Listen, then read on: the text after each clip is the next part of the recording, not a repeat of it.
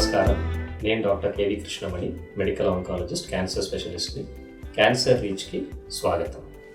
Hormonal therapy అంటే ER PR positive అంటే estrogen progesterone receptor positive. ఆడవాళ్ళకు ఉండే హార్మోన్ ఈస్ట్రోజన్ ప్రొజెస్ట్రాన్, మగవాళ్ళకి టెస్టోస్టిరాన్ ఎట్లా ఉంటుందో ఆడవాళ్ళకి ఈస్ట్రోజన్ ప్రొజెస్ట్రాన్ హార్మోన్స్ ఉంటాయి కదా. ఆ ఈఆర్పిఆర్ రిసెప్టార్ పాజిటివ్ ఉన్న వాళ్ళకి అంటే పైనుంచి సిగ్నల్ వస్తుంది, మనం ఈ హార్మోన్ ట్యాబ్లెట్స్ తోటి ఆ సిగ్నల్స్ని కట్ చేసి జబ్బుని తగ్గిస్తాము.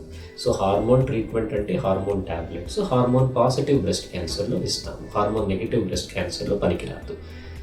దీంట్లో కూడా మనకి ఏంటంటే CDK4 ఇన్హిబిటర్స్ అని కొత్త మందులు వచ్చాయి. 4వ స్టేజ్ ప్లస్ కొన్ని హై రిస్క్ 3rd స్టేజెస్లో మనం ఈ మందుల్ని వాడతాము.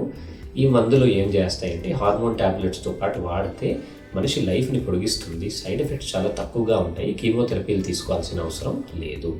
ఈ మందుల వల్ల జనరల్గా WBC కౌంట్ తగ్గుతుంది, కానీ ఇన్ఫెక్షన్స్ జ్వరాలు వచ్చే అవకాశాలు చాలా తక్కువ. కొన్నిసార్లు ఏంటంటే కొన్ని మందుల వల్ల లూస్ మోషన్స్ అవ్వచ్చు, లేదంటే హార్ట్ రిథంలో కొన్నిసార్లు ఇబ్బందులు అవ్వచ్చు, కొంచెం లివర్ ఫంక్షన్ ప్రాబ్లమ్స్ రావచ్చు. But majority of the side effects మనం మేనేజ్ చేసుకోవచ్చు. దీన్ని CDK4 ఇన్హిబిటర్స్ అని అంటారు. ఇవి కూడా ట్యాబ్లెట్సే. దీంట్లో 3 రకాలు ఉంటాయి. పాల్బోసైక్లిబ్, రైబోసైక్లిబ్ మనం 21 రోజులు వాడతాము, 7 రోజులు గ్యాప్ ఇస్తాము. అబిమాసైక్లిబ్ అని ఉండే మందు మనం రెగ్యులర్గా వాడతాము.